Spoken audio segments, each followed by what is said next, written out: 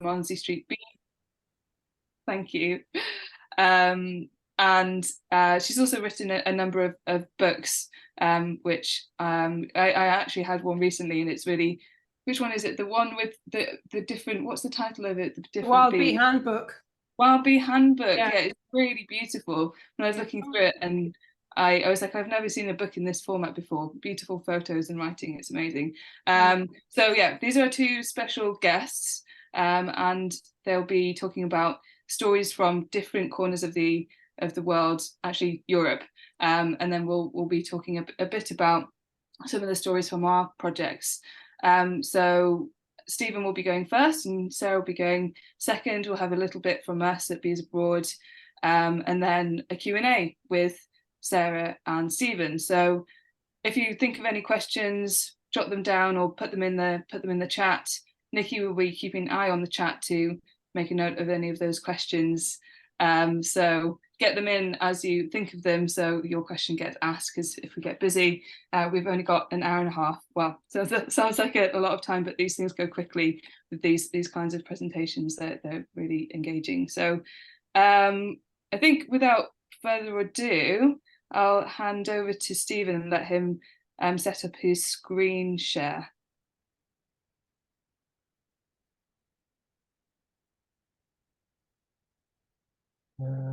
Great. Please let me know when you see the screen change. I hope it happens very soon. And before Stephen gets started, I just wanted to remind everyone that this is being recorded and will be available on our YouTube channel after we get it finished and uploaded. But you are being recorded, just for everyone's knowledge. And I hope you appreciate and enjoy the transformative power of beekeeping. Thank you. Thank you, Nikki. Can I get a thumbs up or an eye right if you can see my screen?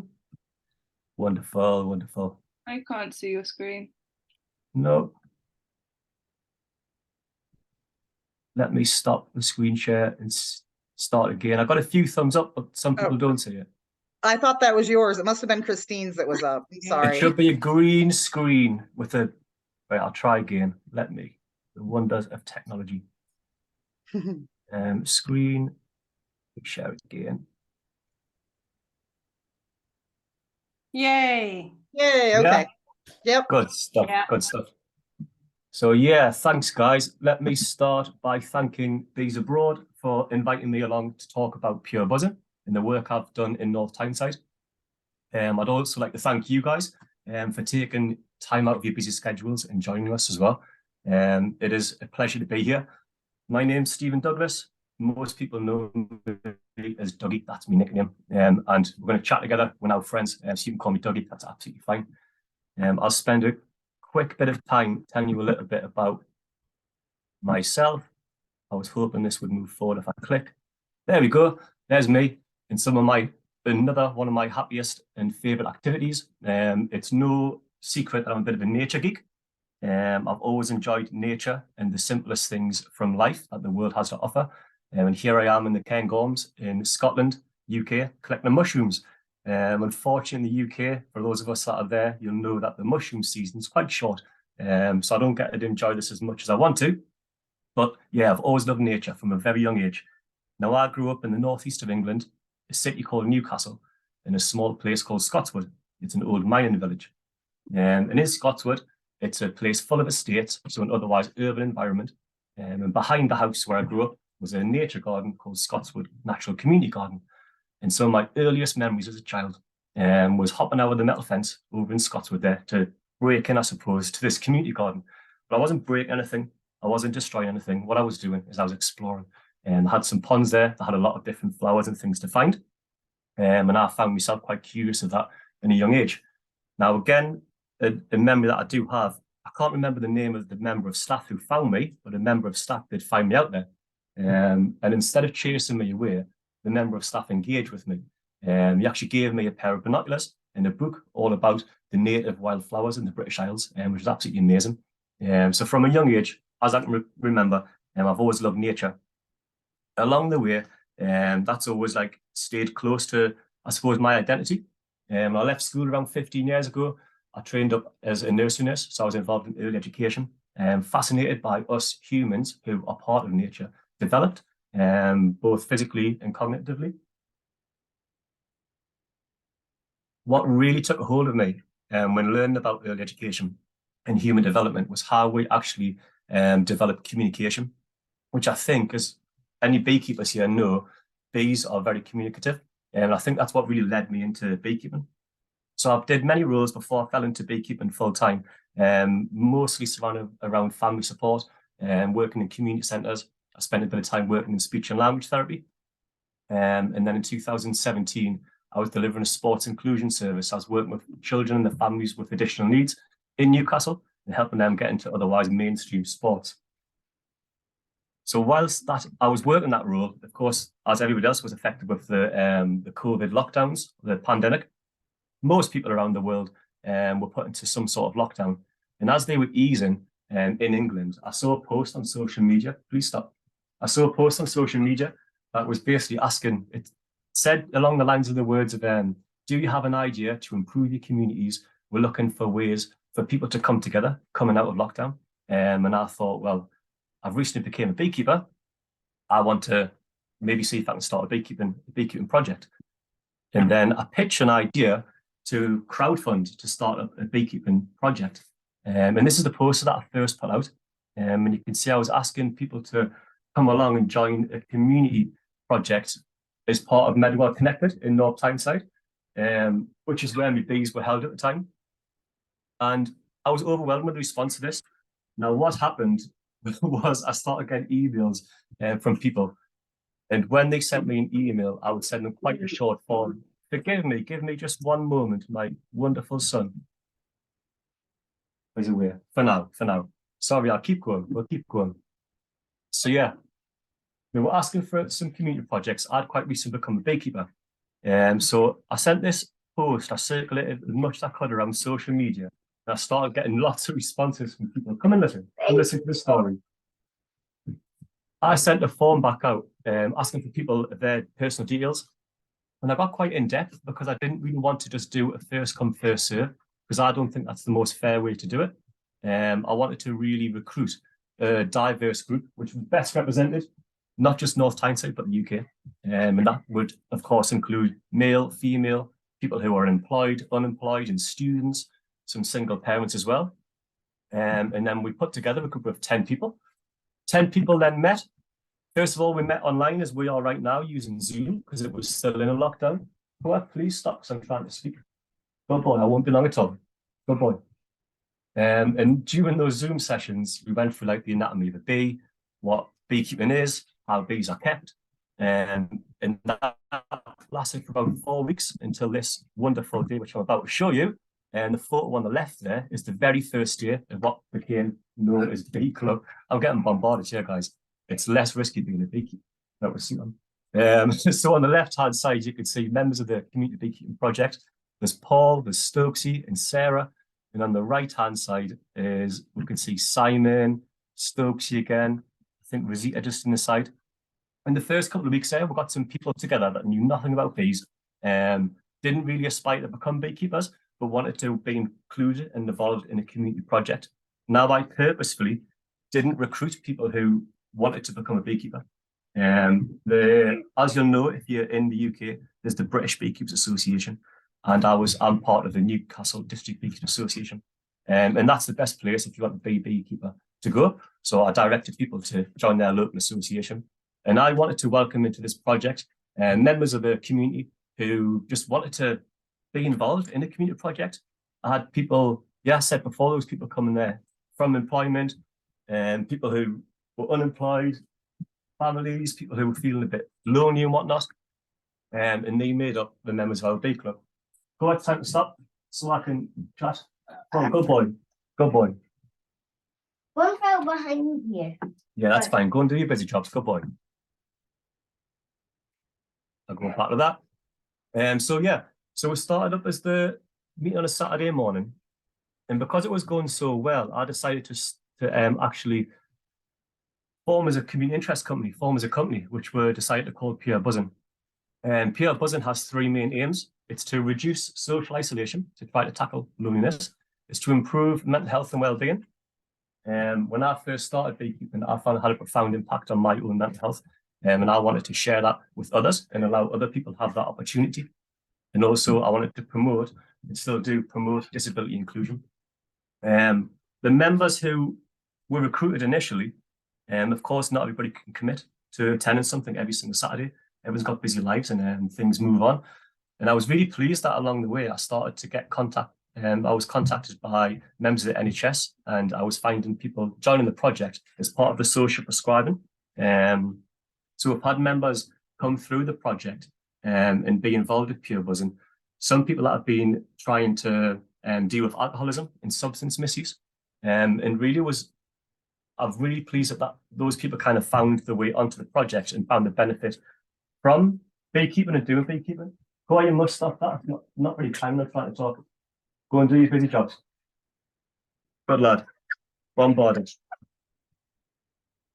Good boy. Sorry, forgive me. So yes. So it was really nice to find that people who were trying to make a change in their life could find that through beekeeping, and they found their way to us. I'm going to go back to this slide. I'm going to go move forward, right? And this is going to sound really strange, especially speaking on the internet about sheep, because usually on the internet and virtually all over online, you'll see people be called a sheep as if it's a negative thing, following the crowd and just like not really finding their own thing.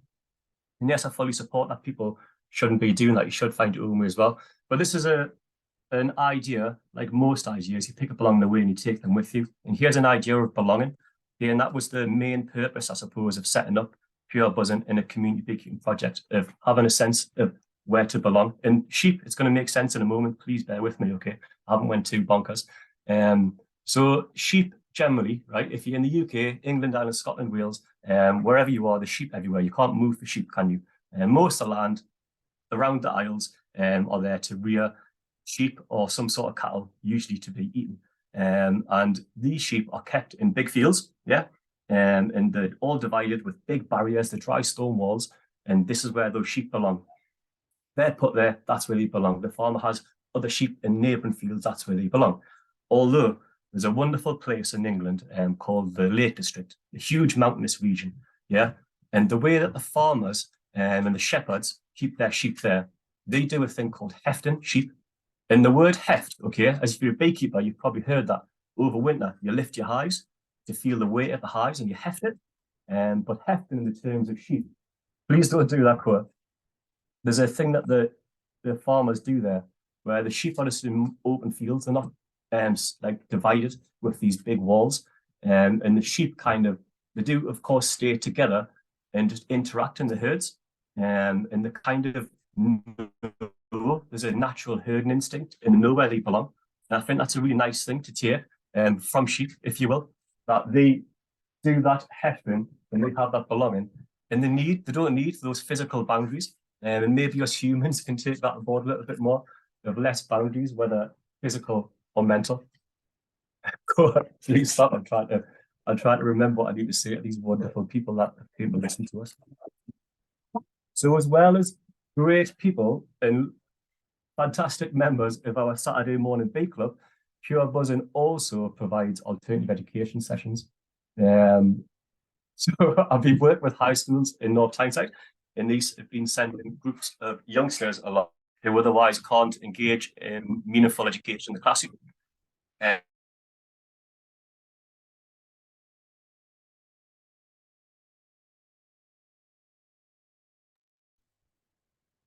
Does anyone else have Stephen frozen? Yes. Yeah, I can't. We've just lost him. Okay.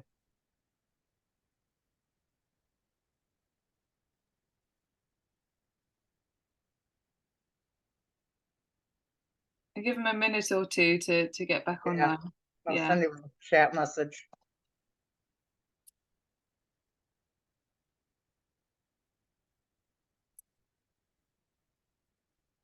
Apologies for this, everyone.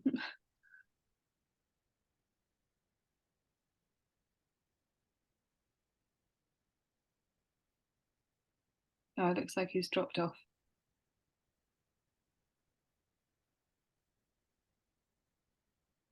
I'll just give him a minute or two to come back online. Yeah.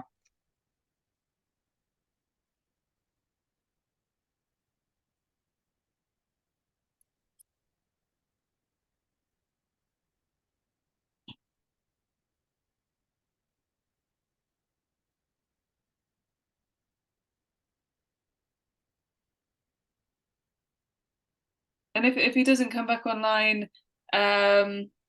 we could maybe just maybe thinking either we do our bit, or Sarah can jump into hers.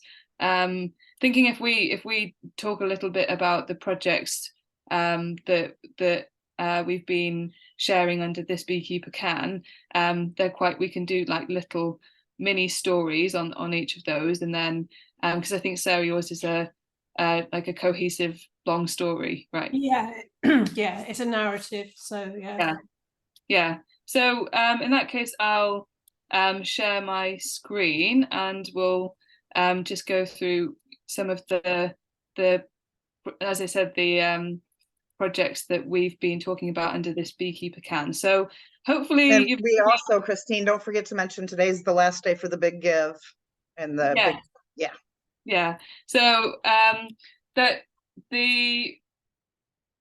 will be on the slide here. So later in the presentation, I was going to hand over to Rachel, because she's been produced 3 amazing stories about the hive mamas, who are pictured in this photo. But that, again, there's quite a lot of great material there. So perhaps to give Stephen a chance to come back online, I'll skip forwards a bit to speak a bit about some of the other stories that we've been sharing. And the theme of this event is the transformative power of beekeeping.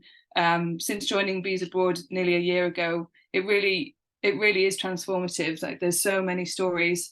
This particular event is called This Beekeeper Can, this particular campaign, but really all of the projects are around transforming communities in particular.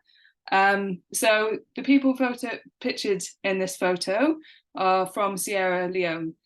So this is one of our newest projects, or newer projects in Sierra Leone. So these people were lost limbs during the Civil War. So Sierra Leone had a long and violent civil war, and around 27,000 people lost a limb during that war. So a lot of people with amputations and mobility issues still need to earn a livelihood, access work, but unfortunately their kind of disabilities are a hindrance, and there's a double whammy in that people are often marginalised who have an amputation, because they're a very visual reminder of the Civil War. So there's a few kind of barriers to entry in terms of work, of opportunities for work. This story is actually really great. The story of how it all came to be, and it's got a bit of a backstory. The beekeepers on crutches. So the backstory is that there was a what do you call him?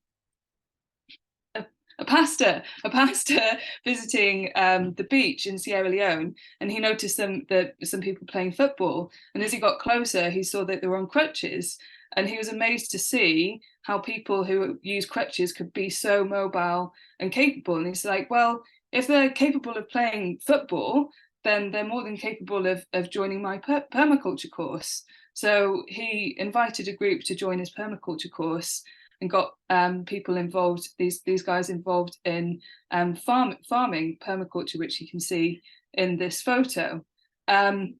Bees Abroad has been working in Sierra Leone for some time. We've got some other projects going on around the Gola Forest, which we featured in the green story, around the bees on the edge of one of the last remaining remnants of the rainforest in that part of the world.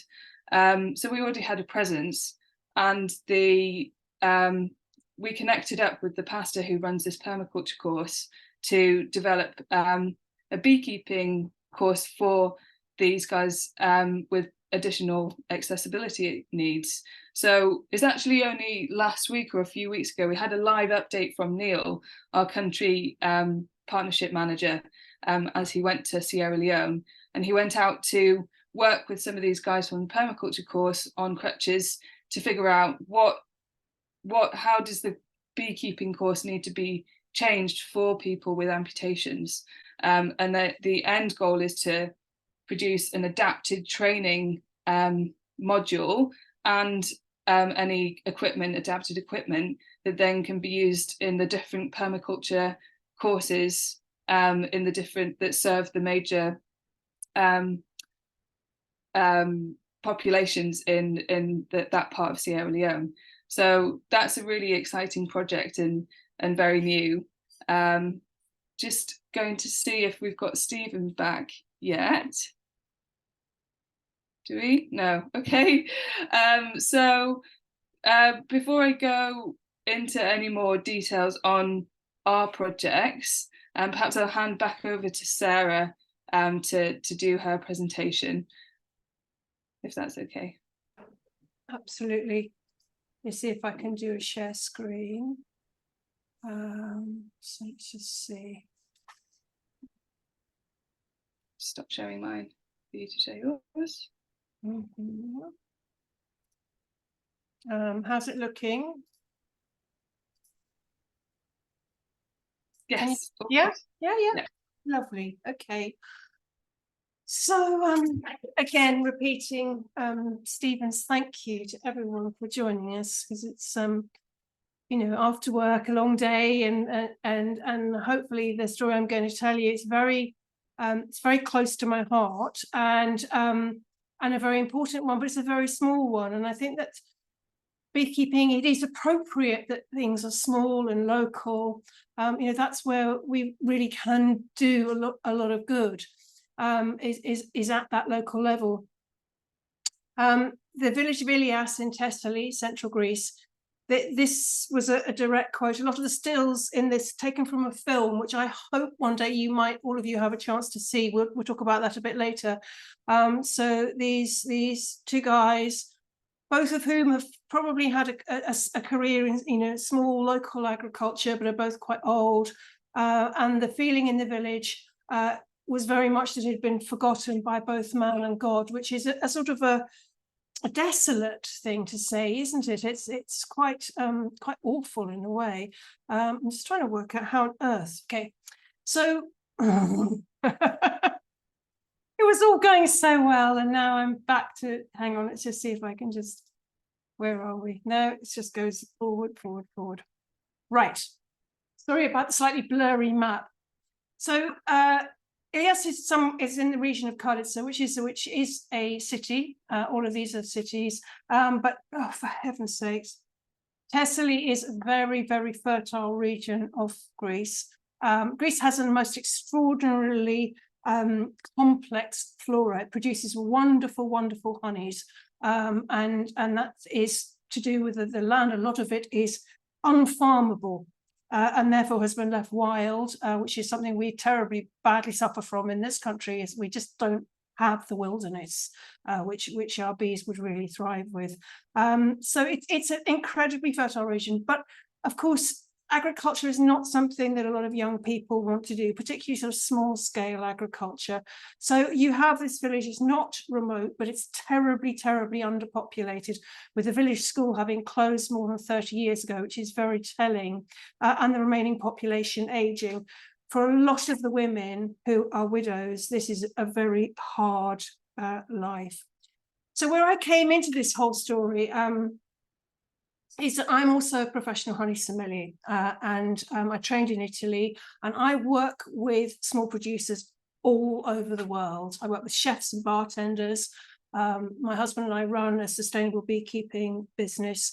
We supply only the hospitality industry, and so we keep, you know, small scale, very specialist, very, very committed to making excellent honey in small quantities. We're not in the volume business. So Odyssey, you may have seen on supermarket shelves Odyssey products. They are importers of really high quality Greek products from artisan producers in Greece. So they approached me and said, would I be interested in doing a honey tasting for them, a press tasting for them, to coincide with the launch of this film, which is the one that I really do hope that you will see. Now, this introduces us to the main protagonist of tonight's conversation, which is Alexandros Kousiaras, who is an astonishing man and has done an amazing thing in his village. Raised in the city, but his family home was in Ilias. His grandmother and great-grandmother were very traditional Greek beekeepers. He's a mathematician and an environmentalist, and he's also very, very astute businessman, because he has grown his beekeeping business into something which has transformed life for a lot of the villagers. For me, it has a lot of resonance for us in terms of the way that we think about things. So he produces really high quality products on a very small scale. And he centered the HQ and the production in Ilias, which gives the opportunity for the villagers to work. But the work is honouring the traditional pace of life. It's not, he hasn't set up some huge factory. It's at a very human scale, but it does enhance their lives in many ways, not just financially, but also, Stephen was starting to say, mental health, well-being, social cohesion. Yes, it's a very small village. Yes, a lot of people are related to one another, but they're still lonely. It can be lonely. When I asked Alexander why he'd left his life in the city to go back to the village, he's never lived in the village. Remember, he was brought up in the city, but this is where his family originally came from. I loved his description. So life in the village hides a simplicity that appears in daily life when you live there. I think for a lot of beekeepers, that's part of the joy of keeping bees as well, is that your life with the bees has got this wonderful rhythm to it. It's simple, but it's complex, and it's quiet and it's contemplative, as long as your bees are doing the right thing and being happy. But there's a lot of joy to be gained from that piece and from that work. And I think we can all sympathise with the idea of waking up to sunlight and birds chirping instead of an alarm clock, something that can't be described in words. This is not a fairy tale village. This is a very hard life. They have very hard winters, and they're suffering a lot of climate change, and that has an impact on this beekeeping project. So he practices traditional migratory beekeeping. Now, it's interesting, we were talking before the meeting, if anyone watches this as a recording, they'll see a conversation that we were all having about traditional practices, and how when you come at them from different points of view, you have to be a little bit careful. So we would never move our bees as a sustainable practice. It's just not something we would ever do. Obviously, in this country, we have a tradition of taking bees to the heather. That is so ancient, and that involves a certain way of keeping the bees in order to be able to do that.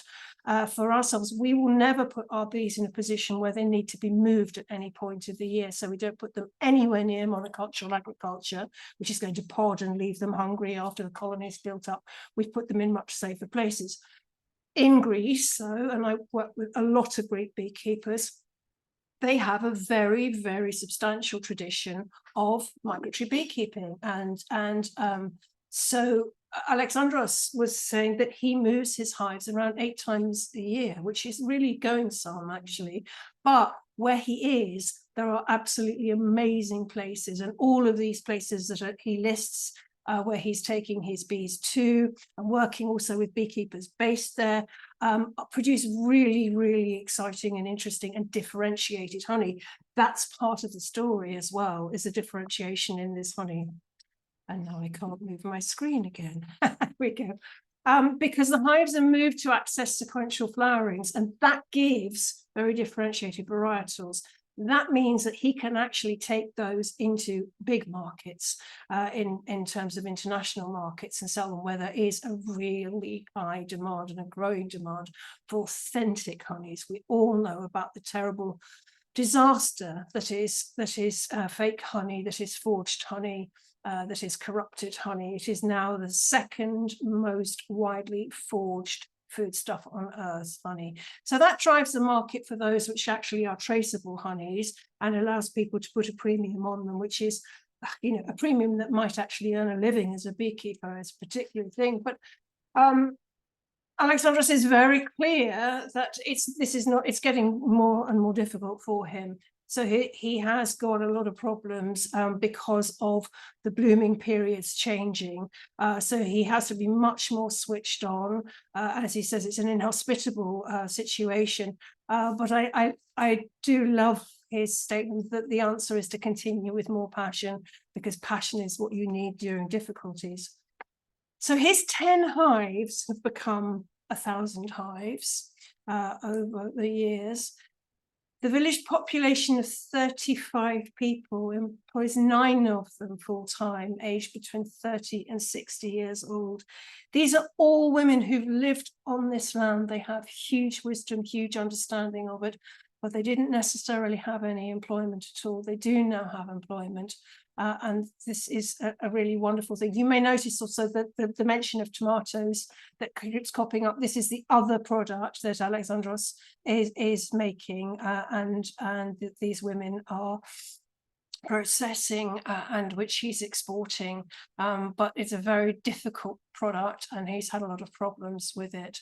But I can't even see my own quotes because I've got so much stuff up on my screen, but you can see that what he's saying here is that they use very, very traditional ways. There's a hand, it's done by hand.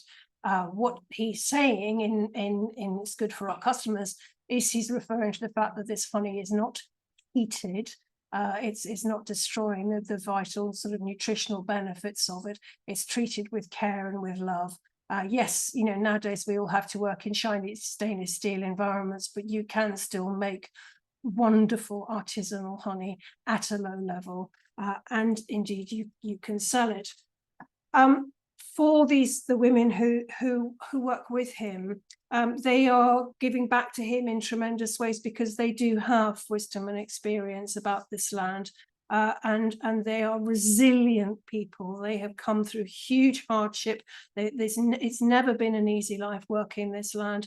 That means that they have huge inner resources, and that's part of what this business is built on, is them and a supplemental income. Very, very important to people who are living on next to nothing, basically, on what they can raise on the land. And life enhancing. And I love, again, this quote that he says, they're generally more optimistic, and they laugh often and easily, and they're proud of their input. That's really something. So, as I was saying, they are differentiated honeys that they're making. So this is the Odyssey brand. He's actually also producing honey under his own labels and exporting those to other people, but into the UK. And these are honeys that you may find amazingly on supermarket shelves. Now, people often say to me, you know, can you find good honey in supermarkets? And I say, well, there's 2 brands only that I would ever, as a honey sommelier, recommend. One is Odyssey, and the other is Saggiano, which is an Italian brand, and they are real honeys. How they ever get through the supermarket system, I really don't know. But they are fine honeys. They're small batches. They are seasonal batches as well, but they're worth looking out for. They distribute them into lots of delis in this country. So you will find Alexandros' honey in lots and lots of local delis, but you will also find them in some Sainsbury's, which I think is pretty remarkable. And you will find them in all of these countries. Now, for a tiny village endeavour to be exporting really, really high quality Greek honey to such a wide range of countries, and tomatoes too, they go hand in hand as well. I mean, that is just something, and I suspect that it's probably mind-blowing if you live in a village in central Greece, to think that the products that you're handling are actually going to be shipped all over the world. So again, as I said, this isn't a fairy tale.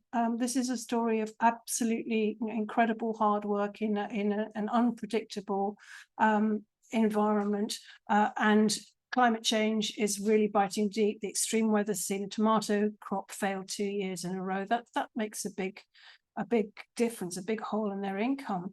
There are setbacks, but in hardship comes, as Alexandros says, passion.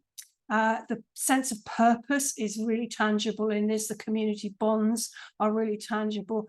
They're producing this food, amazing quality, selling all over the world. broadens horizons. A few pennies come in very, very handy.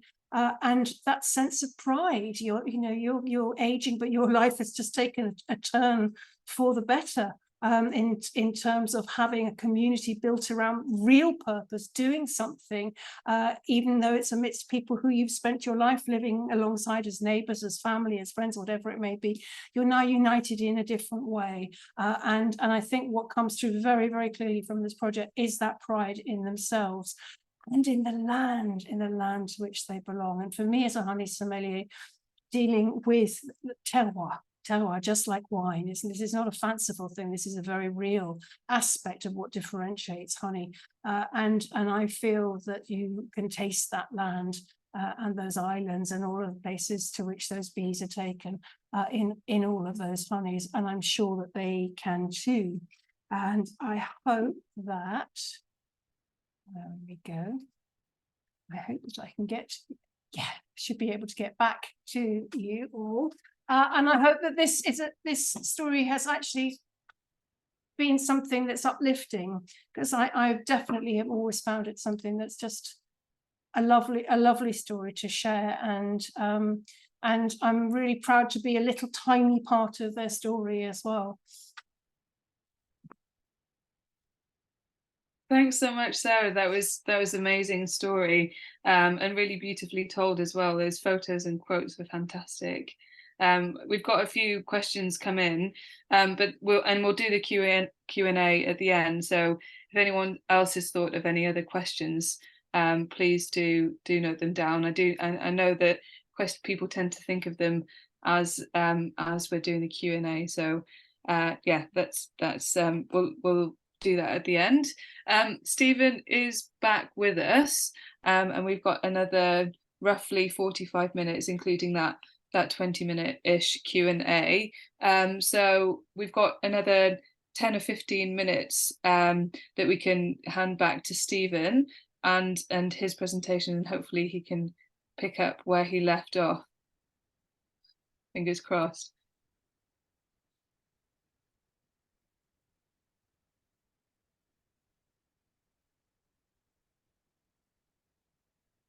We can see someone's screen. I hope that's Stephen's. I'm not sure if that's, yeah, I think that is Stephen's, yeah. And I really want to go and put my nose in all the Sainsbury's and see if we can find some of that honey now. Yeah, absolutely. Yeah.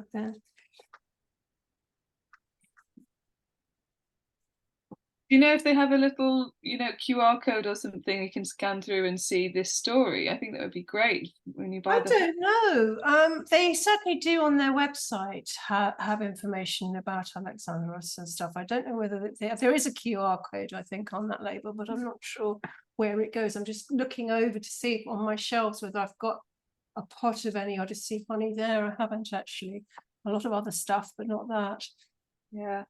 Yeah, well, I'll find out myself. Jolly good honeys. Great. So Stephen's presentation is back up and running, and he's back with us. So take two.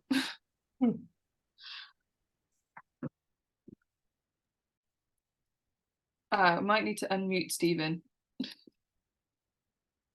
Sorry, that's my fault. You should be able to unmute yourself now. Wonderful. Thank you guys for bearing with me.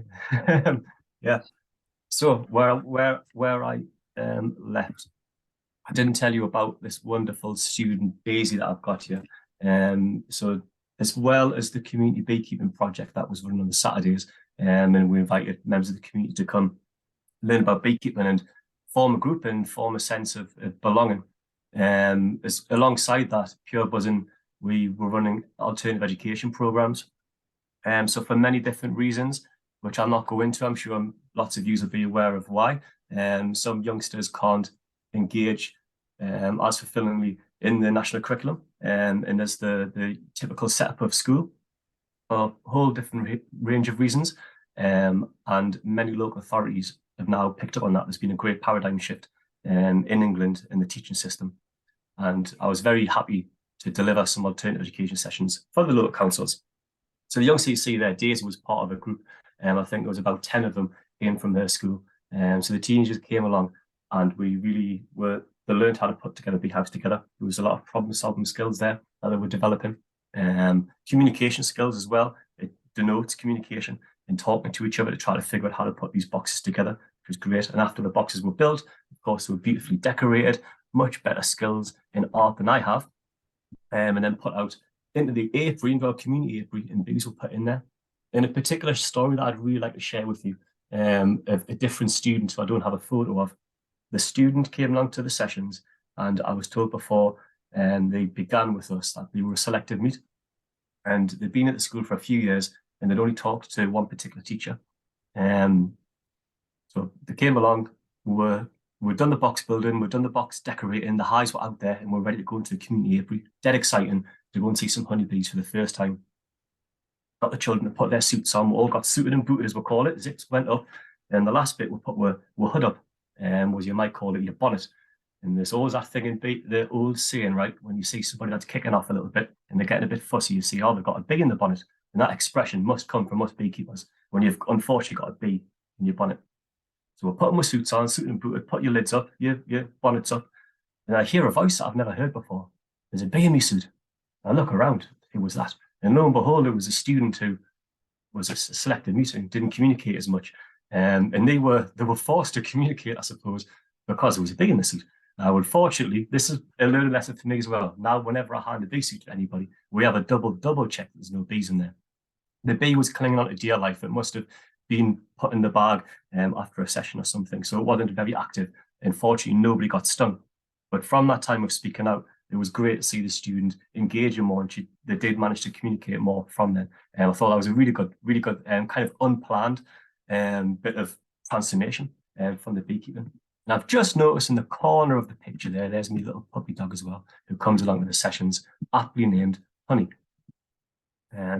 So we did, I think that you did hear the bit that I was talking about, heft and sheep, and a sense of belonging within there. And that, yes, I want to close off. I don't think you did hear about this wonderful bee. This is one of the most favourite bees I've ever met as a beekeeper. Back when I started as a beekeeper around six years ago, I engaged with the Newcastle District Beekeepers Association. The chairperson of that association, Ian Campbell, allowed me to come and watch at the apiary and start learning from him. And the very first time I stood in front of a beehive, I took this photo, and Ian, a very good beekeeper, he was telling me all sorts of wonderful things about the bees and the hives and pulling out frames and, look, Dougie, this is the brood and this is this and that. And I really wanted to listen to him. I really did. But this bee, you was seeing in the screen there, she landed on me. She landed on my finger, and I just blocked out everything that Ian was saying. Because look at her. How amazing. How amazing is that? And this bee, right, represents a message that I share with everybody who engages in Pure Buzzin, whether it's for the alternative education sessions or the community beekeeping or the beekeeping experiences and all the things that we do, all right? This bee is amazing. Look at her. She's tiny. She's got a huge bit of pollen. She does amazing stuff. If you're not a beekeeper and you don't know how amazing bees are, get on the internet or ask me afterwards and I can tell you just how amazing one bee is, yeah? And that one bee is amazing. She's incredible, but she's nothing without her colony. Okay, she'll wither away, and she's nothing without her community, her colony. And we need to take that on board as well. We and you're amazing. We're all amazing people. We do wonderful things, but without our communities and without our sense of belonging, we're not fulfilling, we're not thriving and reaching our true potential. I'd like you to leave with that, and thank you for listening. Yeah, wherever you are, wherever you belong and feel you belong, I hope there's peace. Thanks very much. Thanks, Stephen, and thanks for picking up seamlessly from where you left off. Yeah, really heartwarming to hear those stories from this country, as well as Sarah's story from Greece. And we did a little bit while you dropped off the line on our project in Sierra Leone, but I'll just share my screen again, and we can run through some of our other projects. I say run through, it's a lot more exciting than that. So yeah, as I said previously, this is this event is part of this Beekeeper Can campaign. So we're nearly there. We're trying to raise £42,000 to fund this amazing work that we've been showcasing over the last few weeks and months, or month or so, really. And one of those projects is in Tanzania, with the hive mamas, and I'm going to hand over to Rachel in a second, but just before I do, there's a donate QR button on this slide, so if you scan that with your phone, it should pull up the donate page, and there's the website web address there as well. We're nearly there on our big give, so it's just the one last push, and there is still one prize available, so anyone who we randomly select a donor from each day to win a prize. The prize that's still left is afternoon tea for 2 at the Hive Selfridges, which is a very exclusive, beautiful venue. So yeah, definitely worth checking that out. And I'll do a little bit more on those details later, but I'll hand over to Rachel to tell these incredible stories. Honestly, they made me cry when I read them. So hopefully not everyone's blubbing by the end of this. Rachel, can you, I'll make you co-host so you can unmute. Perfect. There we go. Thanks, Christine. Yeah, no, thank you both, Stephen and Sarah. This is really exciting to be talking about the transformative power of beekeeping. And yeah, what I'm going to say now just ties in perfectly with what both of you have been said about. I love what you're saying about community, the sense of belonging. Do you want to head over to the next slide, Christine, and or if everyone's had enough time to put their donations in. Yeah, no, the group of women that I was working with in Tanzania were women who have albinism, that you can see here, the white skin, no pigment, no melanin in their skin, so they appear very white. And in Tanzania, there's just a lot of stigma attached to that. People call them ghosts. They say they're not human, and they're considered a curse. So they've been thrown out of family, of village. So they've lost that sense. They've lost community there. They've lost that sense of belonging altogether. Many of them, do read our blog, the Bees Abroad blog. If you head over there, we've put the full stories there. So have a read just to read some of what they've been through. They either have albinisms, the ones that don't there, they have children who have albinism. So again, the same stigma, the same sense of being a curse to their community because they've birthed a child who has albinism. So they were all sharing very tragic stories. This group of women in Tanzania. Yeah, somebody is saying it's not just in Tanzania, it's true. It's all over the world. So yeah, even here in the UK, many people with albinism. You don't notice them as much here because they're white in a much more white world. And we don't have the same stigma attached over here. Other countries in Africa do have the same stigma, though, issues surrounding witchcraft. So the group of women that I was working with here in Tanzania had come needing a source of income. Really, they needed to be able to provide for their families, for their children. And at the time, we were working with beekeepers, doing some training in the beekeeping.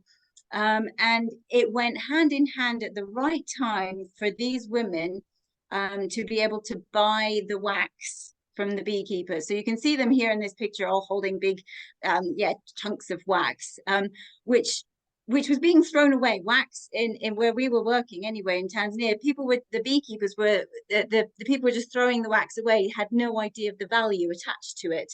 So we were sort of saying, no, there's a value to this. And they were like, well, where, who's going to buy our wax? Nobody's going to buy our wax.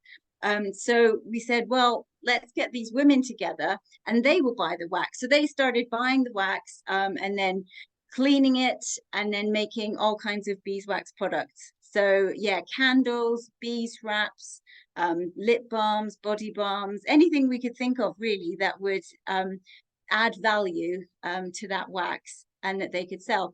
And it's just been an incredible journey. I wish I had time to say more, but do read the blogs. But yeah, what it's given to these women is transformative. It's changed their lives, really. It's given them community. It's given them, like what with Sarah was saying, that passion, something to get excited about, something to live for, and with that, a real purpose, a sense of purpose, it's a hope for the future. So all of these things, it's not just about the bees, it's not just about the beeswax. There's just everything surrounding that gives them a sense of purpose, that gives them confidence. These are women who had always been told you can't, that you cannot, you know, you're not wanted, we don't want you here, you can't do anything, you're not good enough. That's all they'd heard. That's the message that they'd just received over and over and over. And now suddenly they are in front of people selling beautiful products that they've made by their own hands, and people are coming to them and paying money to buy, you know, what they've made. And the sense of pride and confidence that builds into them is just enormous. So yeah, I've cried many times, so but it's really lovely to be part of that, to be part of their story there. And so that's why we're just sharing that as one of our stories for this Beekeeper Can. These beeswax artisans can, and it truly is a message worth sharing. And yeah, we just invite you all really to be part of that story. So yeah, thank you. Thanks so much, Rachel. Yeah, so we have 3 blog stories on these ladies, the hive mamas, and they really are worth a read if you head over there. Eliza Betty's story, which is the one that's went up on Sunday, is the one that made me cry. So if you're feeling a bit emotional, maybe save that one for another day. The second one talks a bit about what we're doing with the hive mamas and helping them expand their social enterprise. So yeah, sorry, I was supposed to get to that. Sorry, so Christine, yeah, I forgot about that bit. Yes, do you want me just to add a bit there? Oh yeah, that would be great. Sorry. Yeah, the exciting bit is where we are now. Yeah, Bees Abroad is now working with these women to really take them up a notch to the next level of social enterprise. So I'm again really excited seeing your story, Sarah, and I hope that this will be something that will just grow and be really exciting, as they've just officially registered as a sort of national NGO, where they can run their own business, which again is absolutely enormous for them, huge. I can't say how important and exciting that is for them. So they've got an NGO, and they're going to be working to really upscale the quality of their products and really get that out into local market in Tanzania and across East Africa. Who knows, maybe we'll be in Waitrose yet. So yeah. Great, thanks. I think we've got time to share 1 or 2 more short stories from us as well. So just thinking, when Sarah was talking about the fact that a lot of the women in this village in Greece were widows, we've got again a project in Uganda called the Road Barrier Widows. There's lots of issues that come around with being widowed, one of which is that your household income halves. It's often difficult to remarry in certain cultures if you have been widowed, and then you're left to tend the land to yourself as well. So the Road Barrier Widows, which their blog was released actually in September, I think, or earlier in the year. It's worth looking back through. So they came together similarly, I guess, to Sarah's story, to form a support group. So they're doing a number of things together, including beekeeping. So beekeeping is one of their income streams. They support each other with their farming, and they do something called table banking, which is actually quite common in lots of countries that we work in, and that's almost like a microloan scheme within a community. So they all put money into a pot, and then someone within the group will say, I've got an idea for, expanding a business. I'd like to get a pig or something to generate more revenue. They can then do that with the agreement with the group, get their loan from the group, a soft loan, something they're not going to be having to pay high interest on, expand their business, and then the money goes back into the community, or in this case, the Road Barrier Women's Group. It's also a really fantastic way for women in particular to to have control over their money. So in certain places, the men within the community or within a extended family might take money income from the women, but in this case, it's a good way to keep the money within the control of those women. So yeah, one of the many amazing stories that we've heard about recently.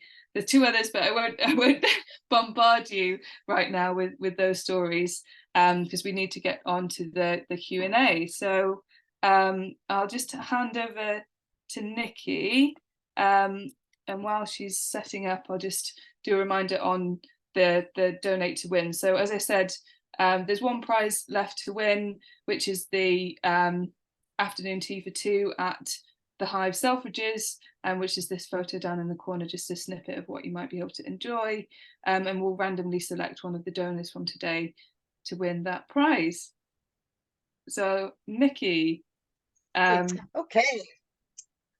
Really quick, I want to let Larry, I'm not going to even try to pronounce his last name, I'll butcher it, I'm sorry. So he wanted to know if there's any stories from Ghana, and I just wanted to reach out and say yes, of course. Go to our website, and under our projects, there's the list of projects that are currently going, and you can get updated on Ghana or any of these other ones that we've mentioned. So moving on from there, I'm going to move over to Stephen. We had one question for you before we lost you about does Pure Buzzin do prison visits? Paul H asked, or any kind of like, you know, social enterprises or visits along that kind of thing. No, I haven't done any sort of work in prisons. If that's something that you've got a link for, it would be something that I'd be interested in. I do though, do visits to schools and community groups, and deliver workshops all around beekeeping. Sometimes that's just talking about, in schools, for example, we would talk about why bees are so important in the ecosystem, for example, and how bees, how they pollinate most of the food that gets to our table, and how little ways that we can support the bees and improve our environments. And I've also did workshops and presentations for other community groups where we're sometimes taking an empty beehive, and I would take apart a beehive and show them what goes on in there. Let's talk a little bit more about beekeeping. Yeah. Okay, fantastic. Thank you, Stephen. Sarah, I've got this question from Tom, and I'm also wondering it as well, but how do you become a honey sommelier?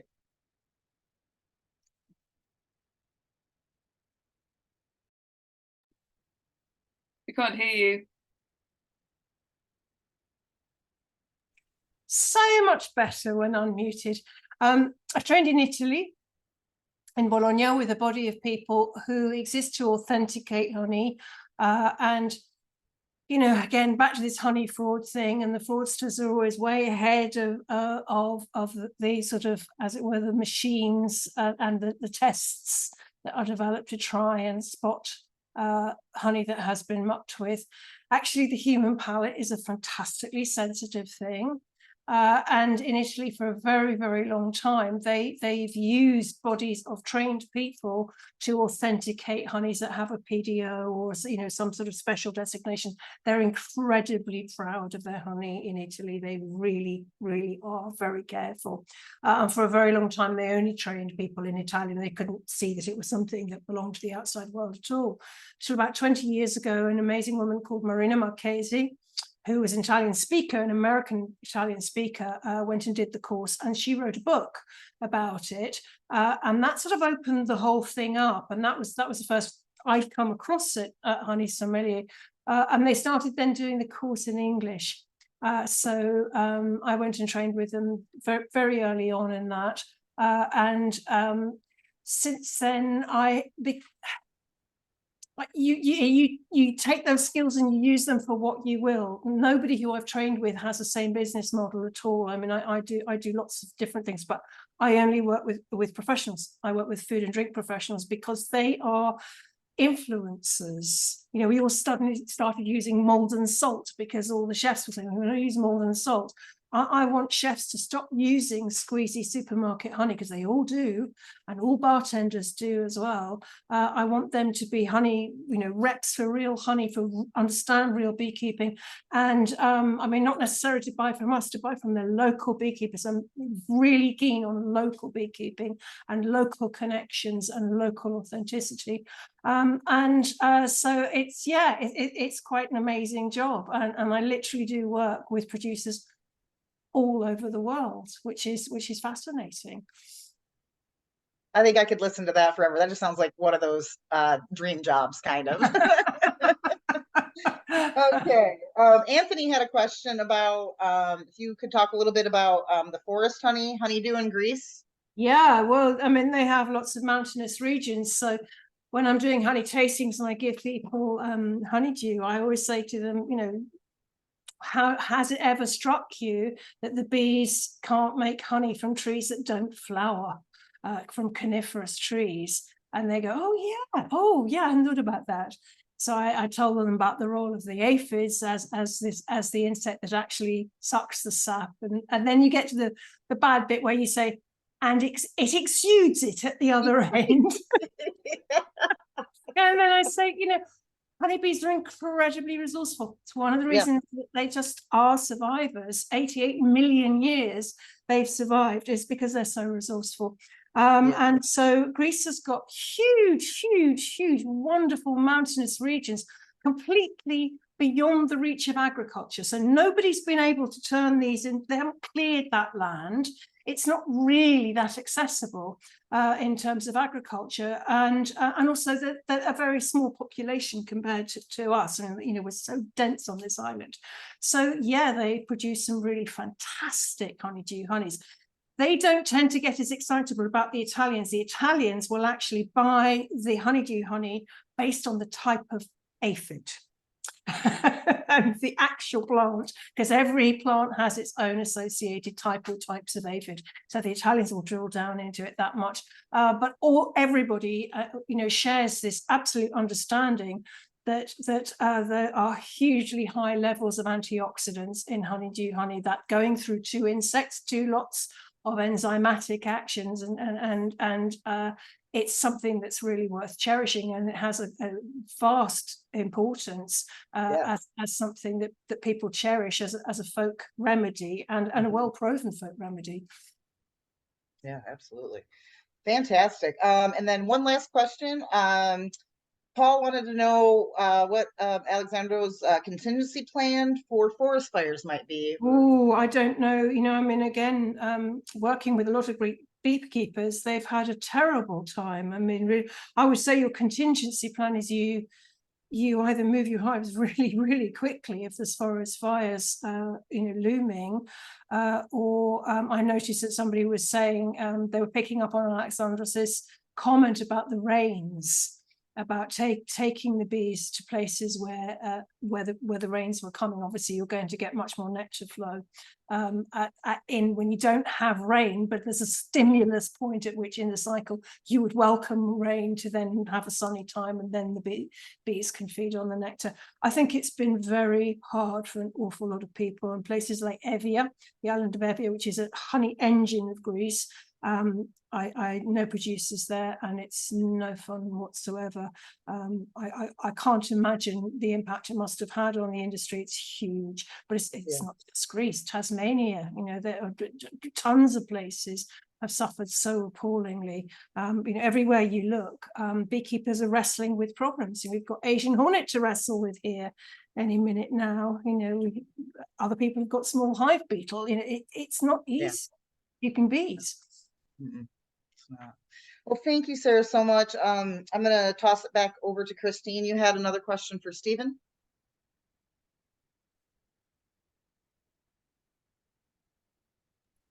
Can you hear me? Yeah.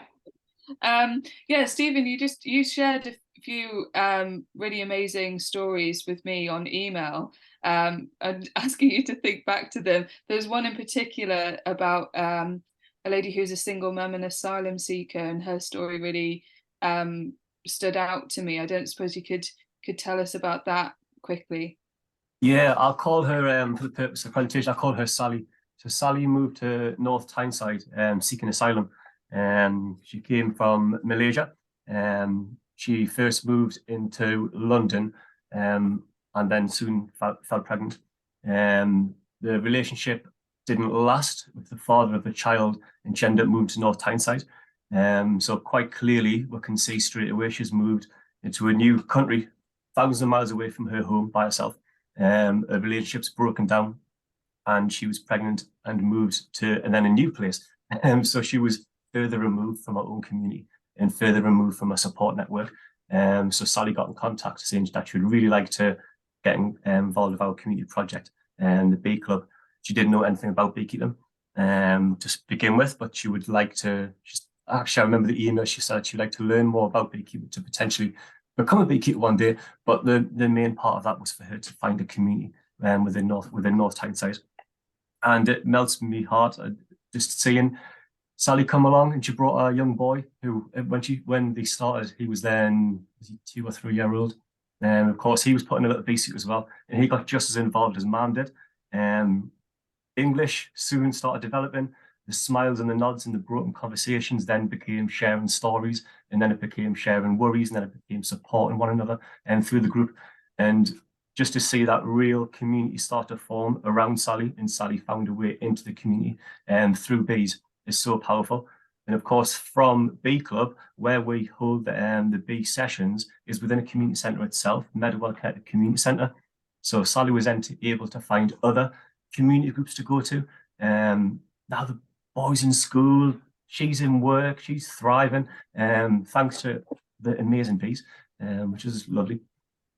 Thanks for reminding me to share that. A quote that you shared with me from her. Do you mind if I read it out? Please read it out. Yeah. Yeah. So she said at the end of what she said to Stephen, which is forwarded to me, I would like to say depression has taken away my character, my attitude, and my whole confidence. But through this program, slowly, bit by bit, I'm gaining my confidence and learning how to love myself again. I think that's just beautiful. And I think, yeah, that is the transformative power of beekeeping. And we're just getting these stories over and over again from all corners of the world. So, and I think with that we could go to the thank yous and the end of this event. So, a huge thank you to both of our speakers for their time and efforts. It really has been amazing to hear their stories. And thank you to everyone who's attended as well. Especially those who've donated. So a few of you donated via our Eventbrite, which really helps us do these events. Eventbrite is no longer free to run these kinds of things, so that's amazing help. And anyone who has donated to the Big Give as well. If you have enjoyed this event, maybe as much as a pint in the pub, or a trip to the cinema, or maybe even a meal out, maybe consider donating that to the Big Give via this QR code. So a big thanks again to Sarah and Stephen and everyone who joined, and thanks to Rachel who ran through the project in Tanzania.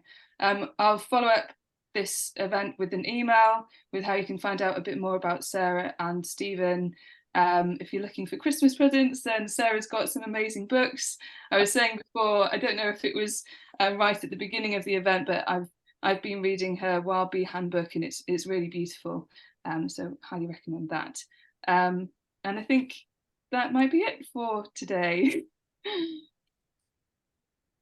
Great, thank you so much, everyone, and hopefully see you well, it makes it up right at the end. Hopefully see you all at an event very soon.